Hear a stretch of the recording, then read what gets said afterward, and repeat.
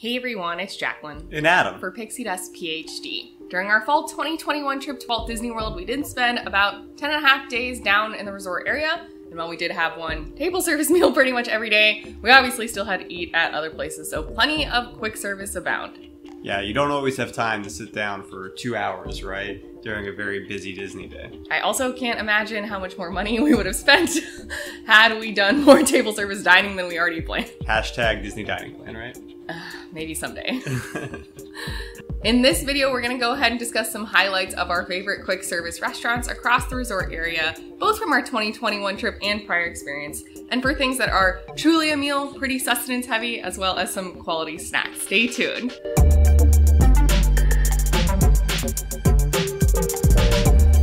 Thanks so much for being here. We really appreciate it. And thanks to all of you who've already liked the video and subscribed to the channel. Remember that you can ring that bell icon to receive notifications whenever we upload new videos. And if you want to chat about anything Disney, especially dining, YouTube's basically the best place to get a hold of me, but you can also find me on Twitter and Instagram at PixieDustPhD. Let's get into quick service dining, starting with what is perhaps the least exciting location, Magic Kingdom.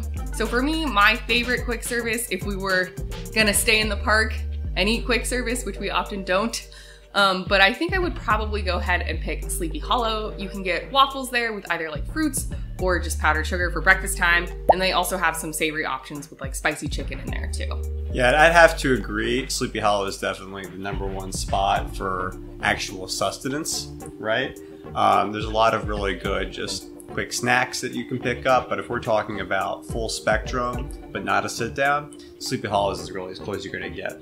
Yeah, a lot of people also like Columbia Harbor House. I just don't love seafood that much, so I hear that one's okay if you don't want, chicken and waffle or waffle with pre-mixed sugary fruit.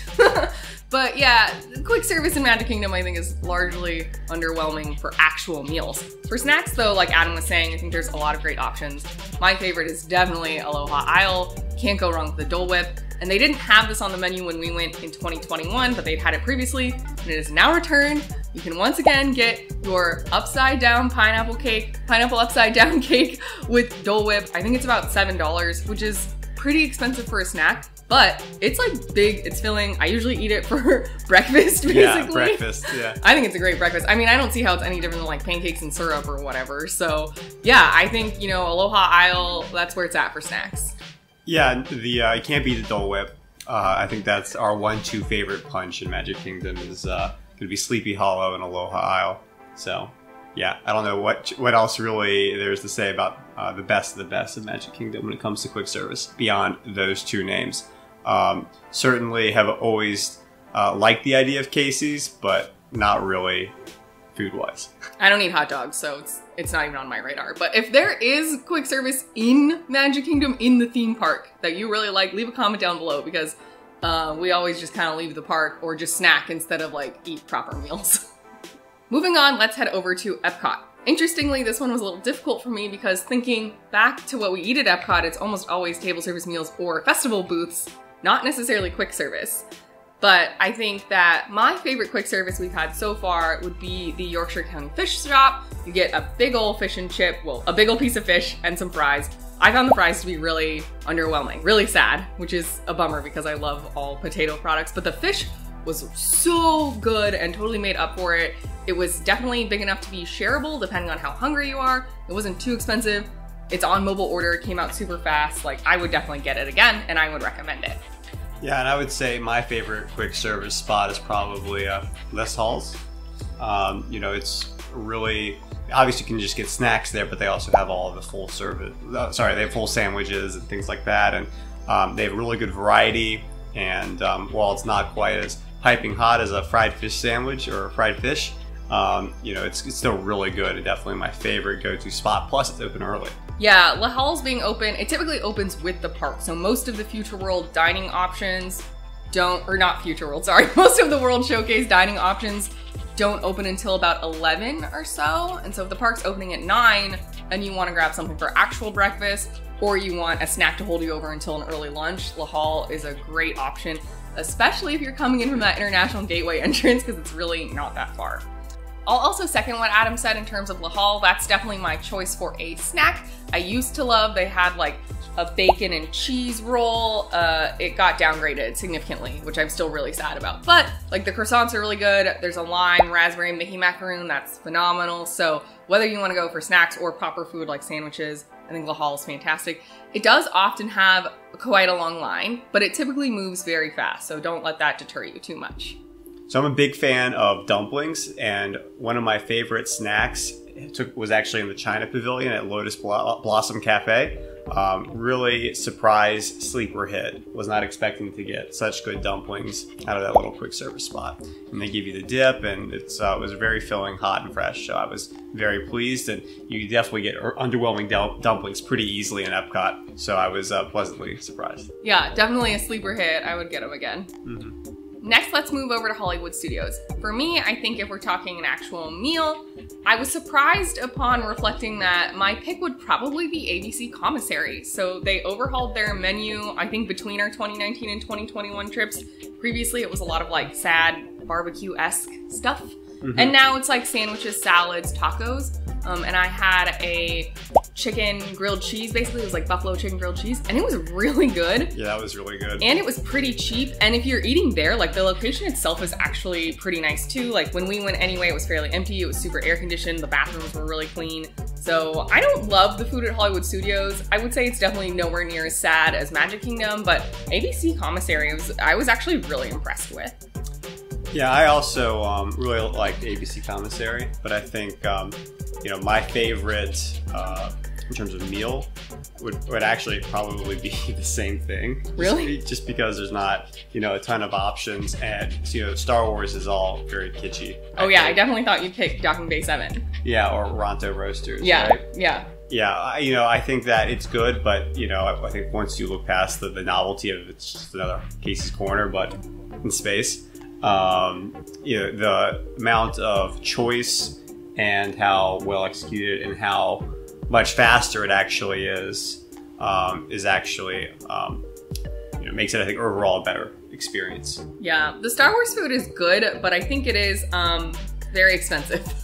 So like Docking Bay 7, you can pay, you know, $16 to $18 for an entree for a quick service restaurant, which is, you're definitely paying that upcharge for the Star Wars Galaxy's Edge experience. And it is good food. I just like, I don't know, I don't like it enough to justify that price when I can go to ABC Commissary instead and get a sandwich for, you know, $12 or $13. Also super easy to get seating, super air conditioned, right in the middle of the park. Docking Bay 7, not quite so much. Yeah, finding a place to eat, like to sit down in Star Wars Galaxy's Edge can be really challenging. Then in terms of snack, and even for a meal, but I would prefer for a snack, is Woody's Lunchbox. So they have some really fun fake Pop-Tarts, basically. Yeah. They're better than Pop-Tarts, but you know, it's a Pop-Tart. And I like the tots, and then for actual food, they do have some sandwiches. I like the barbecue brisket melt, is pretty good. But that is really good. Price, the value is not as good as ABC Commissary. I would say it's a little bit on the smaller side. It is very tasty, but again, you're paying a little bit of an upcharge, I think, for the like Woody's Lunchbox experience. Mm-hmm. I also, last time I think we were there, they had like ushers like guiding people around. Like they wouldn't let you into the enclosure unless you had ordered or all that, because it's a really popular spot. I really do like the Pop-Tarts, and I like how they rotate them seasonally. The Pop-Tart is probably, you know, my favorite like breakfasty snack. Yeah, I would eat it any time of day. But yeah, also suffers the fate of not enough seating for how popular it is, just like Star Wars Galaxy Edge. It is also pseudo outside. I mean, you're not in an air-conditioned building at least, so I don't know. I mean, I like those places a lot, but I think depending on what kind of mood I'm in, I probably just want to sit in ABC Commissary in the air conditioning, you know, by myself. And not be so overwhelmed with the heat and all the crowds, etc. To each their own, right, Jacqueline? Yeah. And finally, for theme parks, let's move over to Animal Kingdom. I suspect we'll have the same answer here, as will many of you. My favorite for actual sustenance for a meal is absolutely Satu'li Canteen. Yeah, I have to agree. It's basically like Disney Chipotle. Yeah.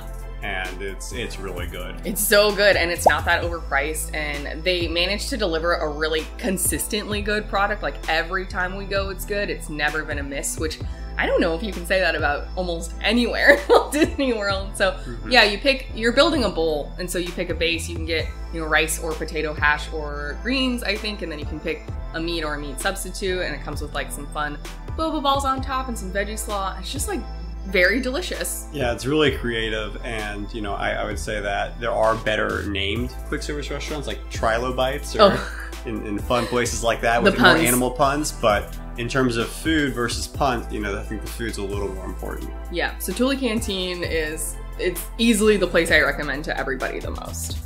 Then in terms of snacks from Animal Kingdom, I would say I typically would go with Flame Tree Barbecue, but it's not currently on the menu. They used to have barbecue fries, basically. So you get a bunch of French fries, they put some barbecue on top of it, and it was a fantastic snack. Very shareable. Honestly, could be a whole meal. But since that's not currently on the menu, I think I would revert over to 8 Spoon Cafe, which has baked mac and cheeses. You can get a plain one or with various other barbecue options.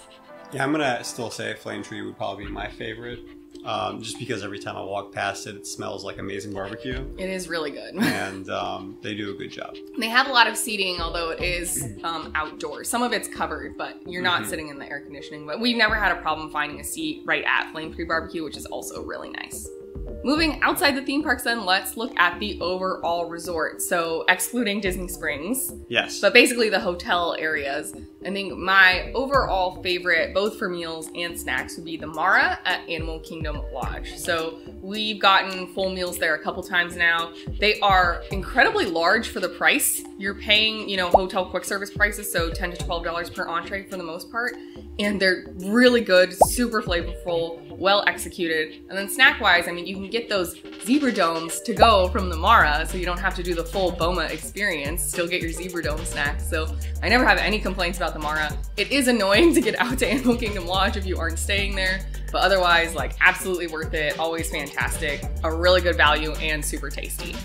So resort-wise for me, the good old monorail loop, Captain Cook's the Polynesian, is definitely my favorite quick service spot. Now, again, the Mara is fantastic.